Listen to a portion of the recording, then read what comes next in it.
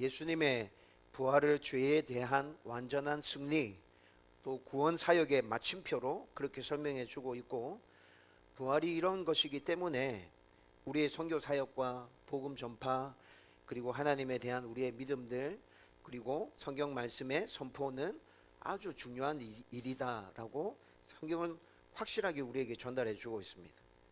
이뿐만이 아니라 예수님의 부활에 대해서 성경은 이 세상에서 예수를 믿고 죽은 모든 사람은 예수님께서 다시 이 땅에 오셔서 마지막 날 심판할 때 모두 다 부활하게 될 텐데, 그 증거가 무엇이냐? 부활하신 예수님이 증거잖아 라고 말씀해 주고 있죠. 부활이 예수님께서 친히 몸으로 보여주셨기 때문에 예수님께서 너희들도 부활할 거야 라고 말씀하실 때, 예수님께서 부활의 첫 열매가 되셨기 때문에 우리도 부활할 수 있을 거야 라고 믿을 수 있게 된다는 것이죠. 여러분, 그런데 이렇게 중요한 기독교의 핵심 진리인 부활을 믿지 못하는 사람들이 너무 많아요. 그렇죠? 여러분, 예수 안 믿는 사람들이 부활을 믿지 않는다고 말하면 그건 당연한 것이라고 받아들일 수 있습니다. 그 사람들은 예수님 믿지 않으니까. 그런데 여러분, 교회에서 신앙생활하고 있는 성도들 중에도 부활을 믿지 못하는 사람들이 굉장히 많다는 사실을 여러분 알고 계시나요? 여러분, 성경에 나타나 있는 예수님의 천지창조와 하나님의 천지창조와 그리고 예수님의 기적들, 이런 거 믿지 못하는 성도들이 되게 많습니다. 여러분, 그리고 21세기에 접어들면서 과학적으로 논리적으로 기독교를 반박하려고 하는 사람들의 시도들이 굉장히 많이 일어나고 있다는 것 여러분 아시나요? 네, 과학적으로 한번 증명해봐. 이 사람들이 기독교를 향해서 말하는 것이 이것입니다. 크리스찬 과학자들도 있죠. 크리스찬 과학자들이 그들의 그 요구에 의해서 과학적으로 논리적으로 성경을 증명해내기 위해서 노력하고 있습니다. 여러분, 21세기에 접어들면서 이런 시도들이 굉장히 많이 일어나고 있어요. 다양하게 일어나고 있습니다. 그리고 이 두 집단들은 지금 이 순간에도 여전히 팽팽하게 대립하면서 서로의 주장으로 서로 논쟁하고 있습니다. 여러분, 제가 생각하기로는 주님 다시 오실 때까지 여러분, 이 두 집단의 팽팽한 논쟁은 계속 이어질 것입니다. 여러분, 지난주에 부활주일 설교를 준비하면서 부활과 관련된 책을 2권을 읽었습니다. 아주 오래전에 읽었던 책들인데 다시 꺼내서 한번 읽어보았습니다. 그 2권의 책 모두 다 부활을 논리적이며 과학적으로 객관적으로 설명한 책입니다. 여러분, 그리고 제가 그 책을 쭉 읽어가다가 아주 재밌는 글을 하나 읽었어요. 예전에도 읽었는데 그냥 기억 속에서 사라져버리고 없었던 건데, 이번에 보니까 이런 일이 있었어? 이렇게 딱 보여진 게 있었어요. 2003년도에 미국의 대표적인 무신론자이며 철학자인 앤토니 플루라는 교수와 그리고 부활의 역사성을 증명하는 데 있어서 권위자인 게리 하버마스라는 교수가 논쟁을 벌였습니다. 여러분, 이 논쟁이 지금 부활 논쟁이라는 책 제목으로 우리나라에 출판되어져 있습니다. 부활 논쟁. 제가 읽었던 책은 이 책이 아니에요. 그런데 이 논쟁이 부활 논쟁이라는 제목으로 책이 나와 있구나 라는 것들을 지난주에 다시 확인하게 되었죠. 여러분, 이 논쟁이 2003년도에 있었는데 미국인들에게 굉장히 관심을 많이 끌었습니다. 그 이유는 이 논쟁이 그냥 진행된 게 아니고 심판자가 5명이 있었어요. 여러분, 이 심판자 5명은 신학을 전공하지 않은 각 분야의 전문가들로 구성되어져 있는 사람들이었습니다. 이 5사람의 역할은 뭐냐? 앤토니 플루 교수와 게리 하버마스 교수의 그 주장들을 듣고 제시하는 논거들을 다 듣고 난 다음에 어느 쪽이 더 합리적이고 타당한지 판단하는 임무를 띠고 있었어요. 여러분, 이렇게 세팅하고 난 다음에 이 논쟁이 진행되었습니다. 부활과 관련된 논쟁이었어요. 여러분, 논쟁이 끝나고 난 다음에 결론이 어떻게 났게요? 5명의 전문가들 집단 중에 각 분야의 전문가들이죠. 각 분야들의 전문가들, 자기 분야에서 이들은 전문가이지만 부활과 관련해서는 크게 아는 게 없죠. 그렇지만 논리적인 사고, 합리적인 주장들에 대해서는 이들이 굉장히 잘 분별해낼 수 있을 거예요. 여러분, 그런데 논쟁이 끝나고 난 다음에 4명이 게리 하버마스 교수의 손을 들어주었습니다. 부활의 역사성을 주장하는 저 교수의 말이 굉장히 합리적이고 타당하고 주장하면서 그 뒷받침으로 펼쳐내는 논거들이 설득력이 있다. 이해된다. 4명이 게리 하버마스 교수의 손을 들었어요. 한 명은 판정 못하겠다. 앤토니 플루 교수도 좀 타당한 것 같고 게리 하버마스가 얘기하는 것도 좀 타당한 것 같다. 한 명은 무승부. 여러분, 이 논쟁의 결과가 어떻게 끝났는지 지금 제 얘기만 들어도 이해가 되시죠? 여러분, 앤토니 플루는 자기 아버지가 감리교 목사였습니다. 그런데 어린 시절에 성경을 읽고 성경에 대해서 고민하다가 하나님이 없다는 결론을 내립니다. 무신론을 주장하죠. 80년 동안 무신론을 주장했습니다. 여러분, 이 논쟁의 결과인지는 모르겠는데 80년 동안 무신론을 주장했던 앤토니 플루 교수가 2004년도에 신은 있다 라고 얘기했습니다. 공식적으로 선언했어요. 내가 80년 넘게 신은 없다고 얘기했는데 80년 동안 나의 주장이 잘못됐다. 신은 있다. 유신론. 그가 하나님을 믿었는지 안 믿었는지 잘 모르겠어요. 그런데 2004년도에 분명하게 유신론으로 자기의 주장을 바꿨다는 것이죠. 여러분, 또 재밌는 것은 이 논쟁을 수치적으로도 확인해 볼 수 있습니다. 여러분, 요즘 과학이 너무 발달해 가지고 이런 것도 가능하다고요. 게리 하버마스 교수가 주장한 그 주장과 그 주장들을 뒷받침하는 논거와 이런 것들을 다 종합해서 그 사람의 말이 진실일 확률이 몇 %인가? 앤토니 플루 교수가 얘기했던 주장과 논거들을 다 종합해서 그 사람의 말이 진실일 확률이 몇 %인가? 여러분, 요즘 현대 과학이 이런 것까지 숫자적으로, 눈에 보이는 숫자적으로 딱 제시할 수 있습니다. 게리 하버마스 교수의 주장이 진실일 확률 83%, 앤토니 플루 교수의 주장이 진실일 확률 17%. 여러분, 이렇게 결론 내려졌으면 여러분, 보편적인 사람이라고 하면 부활에 대해서 어떻게 받아들이는 게 맞죠? 부활이 역사적으로 일어난 사실일 수도 있겠구나. 적어도 여기까지는 가야 되는 거 아닙니까? 그렇죠? 여러분, 그런데 이 시대의 많은 사람들이, 이 논쟁을 지켜본 사람들이 여전히 부활을 믿지 못하고 있습니다. 목사님, 그 책 한 권으로 좀 그거 억지 주장 아닌가요? 여러분, 제가 읽었던 책은 예수는 역사다. 누가 무덤에 돌을 옮겼는가? 특종 예수 사건. 여러분, 부활과 관련된 이런 책들을 제가 쭉 읽었어요.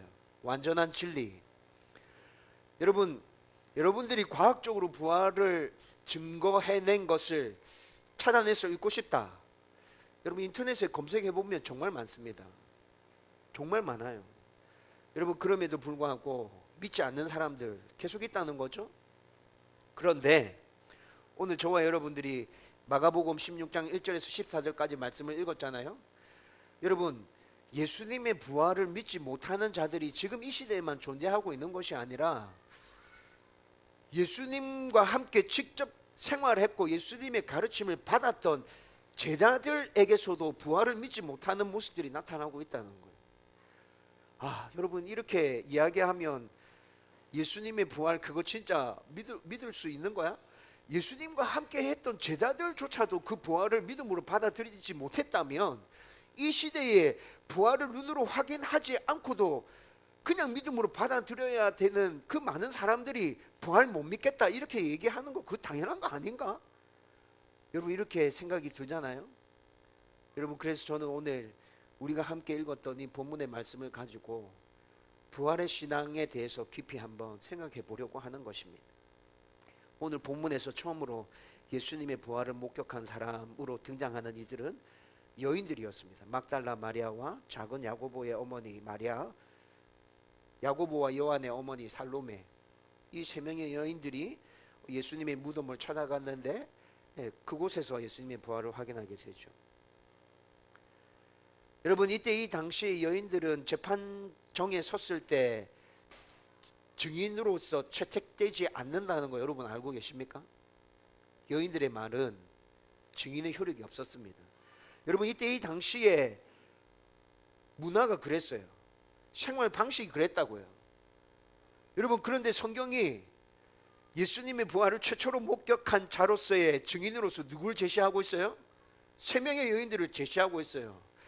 여러분 부활이 확실한 사실이다라고 말하는 것 중에 이것도 하나 포함됩니다. 만약에 부활을 누군가가 지어낸 이야기라고 한다면 증인의 효력도 없는 여인들을 부활의 최초의 목격자로 제시하지 않았을 거다. 지어낸 얘기라면 증인의 효력이 있는, 그것도 상당하게 영향력이 있는 사람을 증거로 제시했을 거다. 지어낸 얘기라면. 그런데 이것이 일어난 사실이었기 때문에 최초의 목격자로 여인들이 제시되고 있잖아. 여러분 설득력이 있죠? 설득력이 있어요. 여러분 이들은 제자들과는 달리 예수님께서 직접 십자가에서 죽으시고 부활하실 것에 대한 예고를 단 한 차례 듣지도 못했습니다. 여러분 예수님은 자신의 순환 예고, 부활 예고를 3번에 걸쳐서 하셨죠. 근데 이 3번 모두 다 제자들과만 있을 때 얘기하신 것입니다. 다른 사람들이 있을 땐 얘기하지 않았어요. 여러분 그러니까 이 여인들은 예수님이 직접 내가 죽고 부활할 거야 라는 이야기를 한 번도 들었던 적이 없다는 거죠. 따라서 이 여인들이 예수님의 부활을 전혀 생각하지 못하는 것, 그건 당연한 거 아닌가? 목사님, 여인들은 예수님이 부활하실 것이라는 이야기 한 번도 듣지 못했잖아요. 그러니까 그 여인들이 부활할 거라는 기대감 없이 그냥 그렇게 반응하고 있는 건 당연하다는 생각이 들어요. 이렇게 말할 수도 있어요. 그렇지만 조금만 더 생각해 보면 이 여인들도 믿음이 없는 사람들이구나라는 걸 금방 알 수 있어요. 왜 그렇죠? 여러분 2018년 부활주일날 제가 여러분들과 함께 나누었던 말씀이 성경에 예언되어진 부활에 대해서 여러분들과 함께 말씀을 나눴었습니다. 여러분 구약 성경에 이미 예수님의 이 땅에 오심과 십자가 죽으심과 부활하실 것에 대해서 구약 성경에 예언하고 있었습니다. 여러분 다시 말씀드리면 예수님이 이 땅에 오신 것, 예수님이 우리를 위해서 십자가 지신 것, 예수님께서 부활하신 것은 구약에 예언되어져 있었던 그 모든 말씀이 성취되어 일어났던 사실이라고요. 여러분 이때 이 당시에 살아갔던 유대인들은 구약의 말씀들을 하나님의 말씀으로 받고 있었어요? 받고 있었죠. 여러분 받고 있었어요. 구약의 말씀들을 하나님의 말씀으로 받고 있었다고요. 그러면 좀 이야기가 달라지죠. 여러분 아마도 이 여인들이 유대교의 율법을 제대로 배웠다면 예수님과 관련된 그 메시아에 대한 이야기들을 이들도 알고 있었을 거예요. 메시아가 이 땅에 오실 거다. 여러분 그리고 그 메시아를 기다리고 있던 중에 예수님이 이 땅에 나타나셨는데 그분을 보니까 이분이 메시아구나 알고 따랐던 거 아니에요? 여러분 이 여인들은 구약의 말씀들을 알고 있었고 메시아를 기대하고 있었고 그 메시아가 예수님이다라는 확신을 가지고 지금까지 예수님을 따르고 있었다고. 여러분 이렇게 생각해 보면 여인들이 마냥 부활할 것에 대해서 전혀 생각하지 못하고 향품을 준비해서 예수님 무덤을 찾아갔던 것, 누가 무덤을 막고 있는 돌을 굴려줄 것인가에 염려하고 걱정하고 있는 모습들, 여러분 이런 모습들을 보면 이 여인들은 예수님 부활하실 것이라는 걸 아예 생각도 안 하고 있구나 라는 게 보이잖아요. 여러분 그런데 이게 당연하게 받아들여 주세요. 이들의 믿음 없음이 보이지 않나요? 구약에 있었던 그 말씀들을 믿지 않고 있구나. 여러분 이때 이 당시에 여인들의 그 사회적인 그런 부분들을 생각해 봐도 율법을 제대로 배우지 못했을 거야, 여자들이니까. 그리고 혹시라도 배웠다 하더라도 배운 거 다 기억하고 있으면 그건 인간이 아니지. 나도 학교 다닐 때 배웠던 거 기억 못하는 거 진짜 많은데 잊어버렸을 수도 있을 거야. 이렇게 납득될 수도 있을 거예요. 그렇지만 분명한 것은 이 여인에게 부활에 대한 믿음은 없었다라는 것이죠. 여러분 이 여인들이 예수님 무덤에 찾아갔을 때 무덤을 막고 있던 돌이 굴려져 있었어요. 어떻게 된 일인지 너무 놀라고 궁금해서 무덤 안으로 들어가 봤어요. 그랬더니 그 무덤 안에 천사가 한 명 앉아 있는 게 보입니다. 그것만으로 해도 이들은 너무 놀라고 너무 두려웠습니다. 그런데 그 천사가 전해주는 말은 더 무시무시한 말이었어요. 십자가에 못 박히신 예수님, 돌아가셨던 예수님 이곳에 계시지 않는다. 부활하셨다. 그리고 제자들에게 가서 알려주라. 예수님께서 제자들에게 이전에 말씀하셨잖아. 갈릴리에서 부활하신 예수를 다시 만나게 된다고. 그러니까 빨리 가서 제자들에게 알려줘. 이렇게 얘기해 주죠. 여러분 8절 말씀해 보면 잠시지만 이 여인들은 천사가 전하는 이 말을 듣고 어떻게 할지를 몰라 갈팡질팡하고 있는 모습 보입니다. 여러분 8절 말씀해 보면 너무 충격에 휩싸여서 말하지 못했다고 나옵니다. 여러분 다른 복음서를 찾아보면 똑같이 예수님 부활 사건을 다 다루고 있거든요. 그 복음서를 다 참조해서 지금 상황들을 조금 유추해 보면 여러분 엄청난 충격에 휩싸여서 말하지 못했던 건 그냥 잠시였고 다시 정신을 차리고 이 여인들은 제자들이 모여있던 곳으로 달려갑니다. 그리고 제자들에게 예수님의 무덤이 비어져 있다는 것만 알리죠. 여러분 이때 베드로와 요한이 무덤으로 다시 뛰어갑니다. 뛰어가서 예수님의 빈 무덤을 이들도 확인하게 되죠. 확인하고 난 다음에 베드로와 요한은 어떻게 해요? 다시 그들이 있었던 곳으로 돌아가죠. 여러분 마리아는 여전히 그 무덤에 남아서 누가 예수님의 시체를 훔쳐갔는지 애타하면서 울고 앉아 있습니다. 그때 부활하신 예수님께서 마리아에게 찾아오시는 거죠. 여러분 처음에 요한복음의 말씀 보면 처음에 예수님께서 마리아에게 찾아왔을 때 마리아가 예수님인 줄 알아봐요? 못 알아봐요. 동산지기인 줄 알아요. 누가 예수님의 시체를 훔쳐갔어요? 이렇게 얘기합니다. 그런데 부활하신 예수님께서 마리아야 이렇게 이름 부르실 때 눈이 띄어지고 예수님 부활하셨다는 것을 비로소 그때 알아보게 되는 것이죠. 여러분 그리고 예수님께서 마리아에게 말씀합니다. 제자들에게 가서 알리라. 여러분 11절 말씀 오늘 우리가 읽었던 11절 말씀 보면 이렇게 예수님을 만난 마리아가 제자들이 모였던 곳으로 다시 돌아가서 내가 부활하신 예수님을 직접 봤어. 예수님 진짜 부활하셨어 라고 알려줍니다. 그런데 제자들의 반응은 어떠합니까? 믿지 않았어요. 11절 말씀에 분명히 믿지 않았다고 나옵니다. 예수님의 빈 무덤을 확인했던 베드로와 요한이 그 자리에 있었습니다. 여러분 빈 무덤을 확인하고 왔잖아요. 그 뒤에 마리아가 다시 와서 내가 부활하신 예수님을 봤어 라고 얘기하면 적어도 다른 제자들은 제쳐놓고 여러분 베드로와 요한은 어떻게 반응해야 되겠어요? 부활하신 걸 믿어야 정상적인 반응 아닙니까?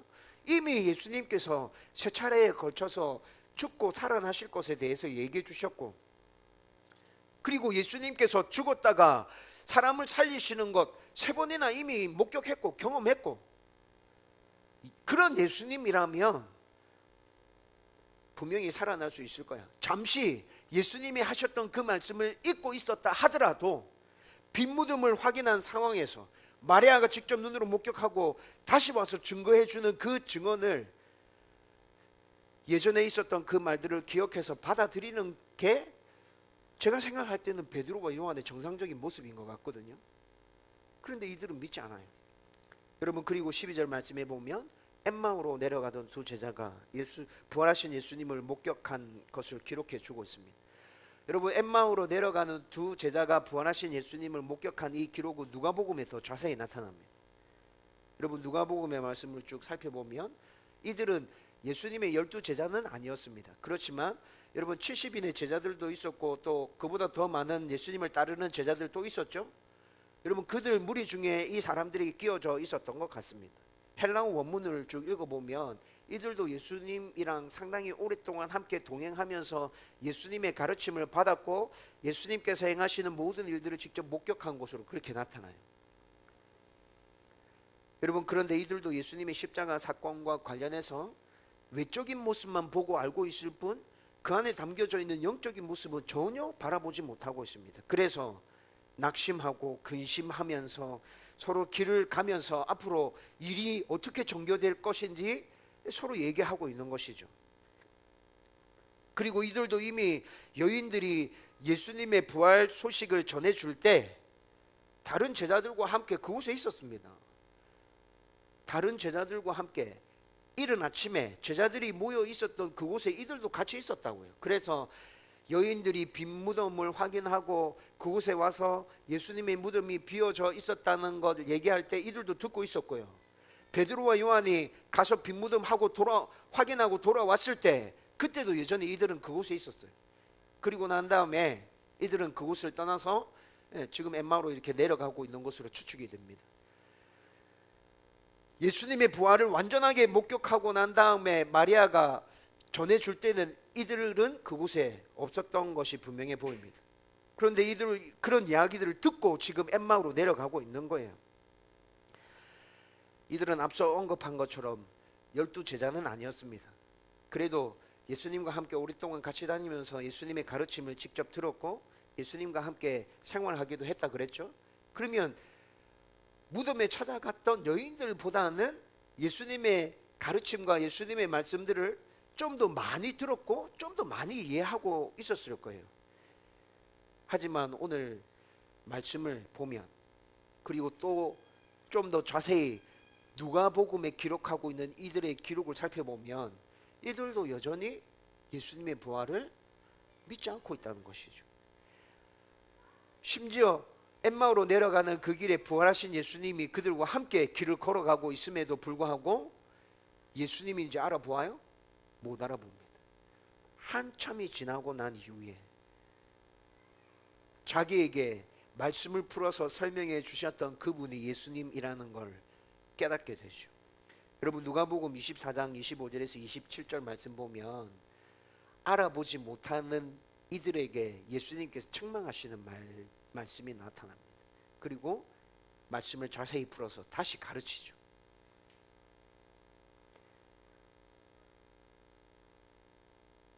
이렇게 부활하신 예수님을 만난 이 두 사람은 곧장 예루살렘으로 달려가서 제자들에게 알립니다. 예수님 부활하셨다. 우리가 엠마오로 내려가던 길에 그 예수님을 직접 목격했어. 예수님이 다시 우리에게 구약에 있는 말씀들을 풀어서 다시 가르쳐 주시더라. 그 말씀을 들으면서 가슴이 뜨거워졌고 이제 모든 것들을 선명하게 다 이해할 수 있게 되었다. 예수님 분명히 살아나셨어. 여러분 13절 말씀 보면 그렇게 전해줍니다. 근데 이 소식을 들은 제자들의 반응은 어떠합니까? 믿지 않았습니다. 믿지 않았어요. 여러분 지금까지 부활하신 예수님을 만난 사람들에 대해서 간략하게 쭉 설명해 드렸습니다. 참 의아하지 않습니까? 예수님을 메시아로 믿고 진심으로 사랑하며 따랐던 그 여인들, 예수님을 잡아간 종교 지도자들이 어떻게 할지 몰라서 예수님이 잡혀가는 그 순간에 제자들은 다 도망가 버렸죠. 그런데 여인들은 도망가지 않았잖아요. 끝까지 예수님 곁을 지키고 있었어요. 이 정도로 이 여인들은 예수님을 사랑했어요. 여러분 팔레스타인 지방에서 죽고 난 다음에 3일이 지났어요. 굉장히 고온이죠. 여러분 죽고 난 다음에 3일 지나면 팔레스타인 지방에서는 시체가 썩어가면서 냄새나기 시작합니다. 그런데 이 여인들은 지금 그 썩어 문드러지고 있는 시체에 향유를 바를 거라고 지금 아침 일찍 안식일 지나고 아침 일찍 향유를 사서 예수님의 시체로 향하고 있습니다. 무덤으로 향하고 있습니다.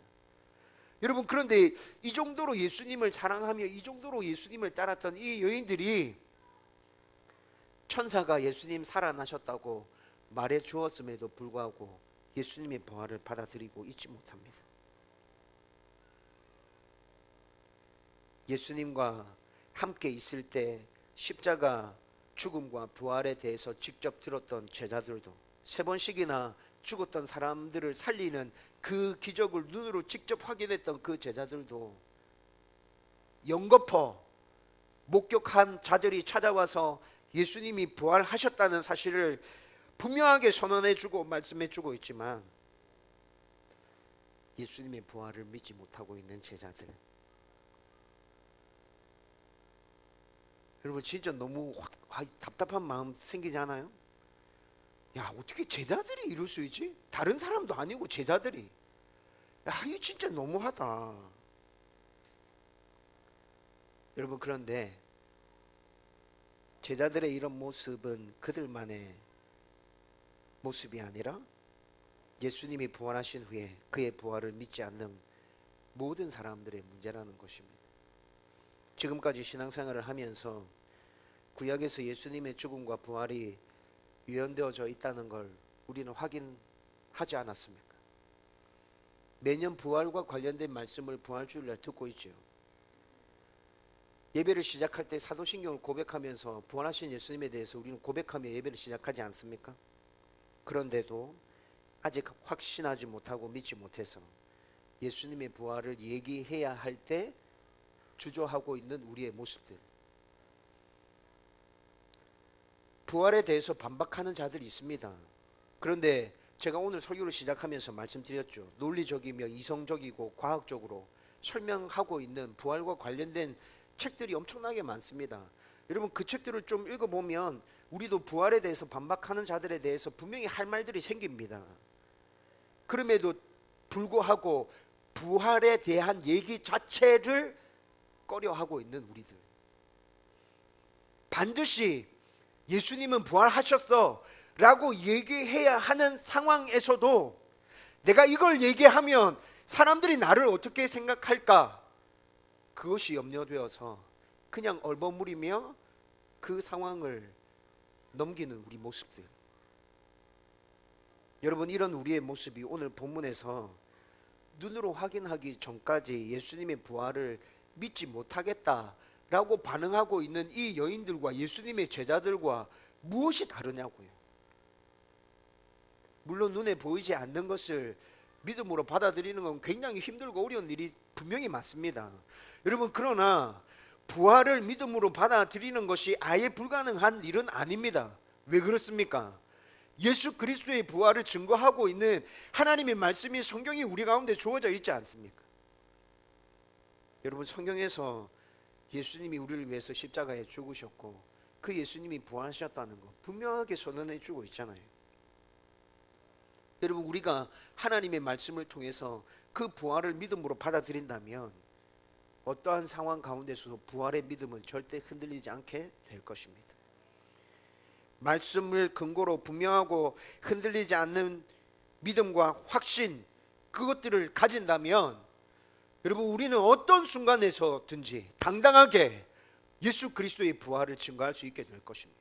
사람들이 받아들이지 않는다 하더라도 내 믿음 가운데서 확신으로 선포되어지는 예수 그리스도의 부활에 대한 선언들, 여러분 저는 저와 여러분들 가운데 이 선포가 확실하게 나타날 수 있었으면 좋겠다고요.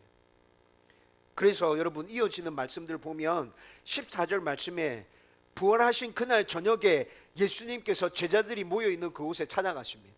그리고 예수님께서 제자들을 향해서 책망하십니다. 마음이 완악한 자들아, 믿음이 없는 자들아, 어떻게 내가 그렇게 얘기해 줬는데 너희들은 믿지 않니? 직접 목격한 자들을 2번이나 보내줬는데 너희들은 왜 믿지 않는 거야?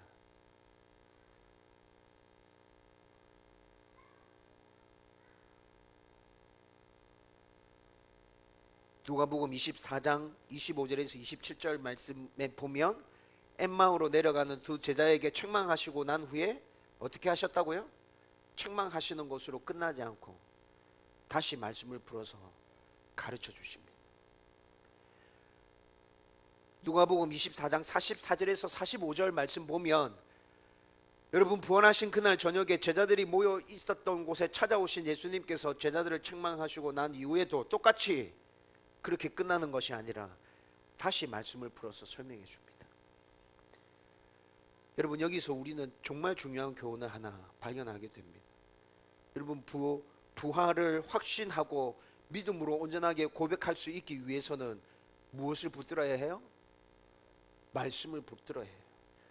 여러분 엠마오의 두 제자에게도 예수님께서 말씀을 풀어주셨어요. 믿지 못하는 제자들에게도 동일하게 하나님의 말씀을 풀어주고 계십니다. 여러분 예수 그리스도의 부활은 우리의 눈으로 목격하면 우리는 믿을 수 있을 것이라 확신하고 있는데 그건 잘못된 것입니다. 여러분 예수 그리스도의 부활을 우리는 어떻게 확신할 수 있습니까? 하나님의 말씀으로 확신할 수 있게 되는 것입니다. 여러분 그래서 우리는 하나님의 말씀을 붙들고 하나님에 대해서 알아가고 예수님에 대해서 알아가기 위해서 치열하게 몸부림치면서 노력해야 한다는 것이죠. 로마서 10장 17절에 이렇게 말씀하고 있죠. 믿음은 들음에서 나며 들음은 그리스도의 말씀으로 말미암았느니라. 우리의 믿음의 근거인 하나님의 말씀 성경, 여러분 이것은 지어낸 이야기, 소설의 바탕을 두고 있는 것이 아닙니다. 옛날부터 전해지는 전설과 설화와 미신의 바탕을 두고 있는 것이 아닙니다. 여러분 지금도 살아 역사하고 계신 하나님께서 말씀하신 것입니다. 여러분 이 말씀은 지금 우리의 삶 가운데서 여전히 능력이 있고, 우리의 심령과 골수를 찔러 쪼개서 우리가 어떤 모습인지 하나님 앞에서 낱낱이 우리의 모습을 드러내며 하나님이 어떤 분이신지 우리에게 보여주고 있는 능력의 말씀입니다. 여러분 이 말씀을 온전히 붙들 때에만 우리가 확실한 믿음을 소유할 수 있다는 것입니다.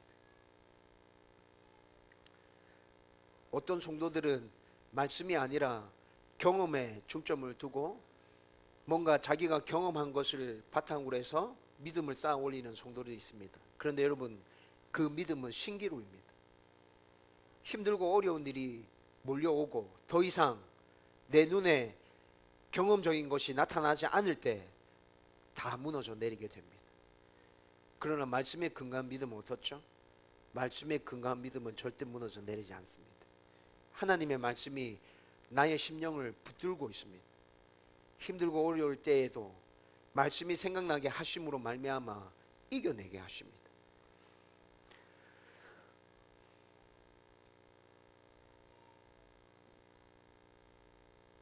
오늘 함께 나눈 이 말씀을 여러분들 가슴에 깊이 새기고 정말 부활을 믿음으로 온전하게 받아들이기 위해서 하나님의 말씀을 붙들고 묵상하고 읽고 또 하나님의 말씀을 듣고 암송하고 공부하는 이 일에 여러분들이 최선을 다할 수 있었으면 좋겠습니다. 여러분 제가 요즘 계속 책을 많이 읽고 그리고 또 최근에 조금 힘든 몇 가지 일들을 제가 접했습니다. 그런데 그런 일들을 접하고 또 읽었던 책의 내용들과 함께 그런 것들이 어우러지면서 제가 여러분들에게 늘 말씀드렸던 것인데 다시 새롭게 확인하는 거 있습니다. 변화는 더디다. 변화가 급격하게 일어나지 않는다. 그런데 인내하면서 끝까지 나가야 한다. 그리고 우리가 변화할 수 있는 것은 우리의 어떠함이 아니라 오직 하나님의 은혜로 되는 것이다. 이 사실을 분명하게 붙들고 매일 조금씩 변화되어져 가면서 내가 정말 성숙한 하나님의 사람으로 설 수 있으면 좋겠다. 여러분 요즘 제 마음에 드는 생각입니다. 그러면서 또 다짐하게 되죠. 매일 말씀을 정말 잘 붙들어야겠다. 큐티하는 이 일들 절대 포기하지 말아야겠다. 매일 성경 읽고 있는 이 일도 절대 포기할 수 없다. 내가 밀릴 수 없는 일이구나. 어떻게 했든지 사수하고 목숨 걸고 나가야 되는 일이 바로 이 일이구나. 내가 이 일을 끝까지 붙들고 잘 했을 때 내 안에 흔들리지 않는 믿음은 견고하게 설 것이고 예수 그리스도와 함께 하나님과 함께 행복하게 동행하는 날들은 계속 이어지겠구나. 여러분 이것이 제 안에 계속해서 생겨나고 있는 새로운 다짐들과 깨달음들이라고요. 저는 여러분들이 여러분 저와 똑같은 마음 품을 수 있게 되기를 바랍니다. 흔들리지 않는 부활신앙을 갖기 위해서는 내가 다시 말씀을 붙들어야 돼. 다시 그 말씀 앞으로 나가야 돼. 그리고 그 말씀을 붙들고 나의 믿음이 견고하게 섰을 때 나는 하나님과 함께 행복하게 동행할 수 있을 거야. 이 믿음을 가지고 이번 한 주간도 승리하며 살아가는 여러분들 되기를 주님의 이름으로 축원드립니다. 이제 말씀을 정리하려고 합니다. 여러분 이 시대를 살아가는 성도들은 예수님의 부활을 눈으로 확인하고 머리로 이해하는 것이 아니라 말씀을 근거로 해서 믿음으로 받아들여야 합니다. 믿음으로 받아들여야 된다고요. 여러분 하나님의 천지 창조도 똑같습니다. 확인하려고 하는 것이 아니라 성경을 근거로 해서 믿음으로 받아들여야 합니다. 이렇게 하기 위해서 우리는 더욱더 말씀을 붙들어야 하는 것이라고요. 여러분 어떤 문제가 생겼을 때 잠깐 말씀을 붙들고 계십니까? 해결을 해야 될 문제가 생겼을 때만 기도합니까? 여러분 그렇게 해서는 우리의 신앙이 절대 발전하지 않습니다. 믿음이 생겨나지 않습니다. 여러분 그렇게 신앙생활을 하면 어렵고 힘든 일이 생길 때 계속 저에게 질문할 겁니다. 목사님 하나님 계신 건 맞습니까? 여러분 그렇게 신앙생활을 하면 저한테 계속 그렇게 질문하게 될 거라고요. 여러분 저는 여러분들에게서 그 질문 듣고 싶지 않습니다. 그 질문 멈췄으면 좋겠습니다. 어떻게 하면 됩니까? 여러분들이 매일 말씀을 붙들고 살면 됩니다. 여러분들이 매일 기도하며 하나님과 동행하면 됩니다. 살아계신 하나님 경험할 수 있습니다. 흔들리지 않는 믿음 내 안에 소유할 수 있다고요. 그거 하지 않고 하나님 정말 계신 건 맞습니까? 저한테 그렇게 질문하시면 저 정말 너무 가슴 아픕니다.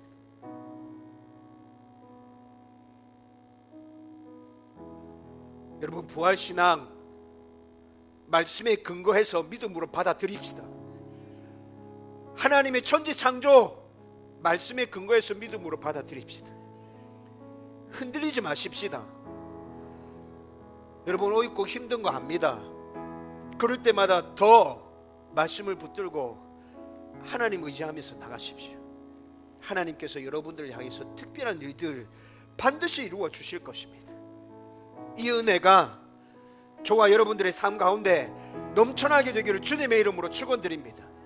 부활신앙 절대 흔들리지 않고 당당하게 선포하는 주님의 백성들 되기를 주의 이름으로 축원드립니다.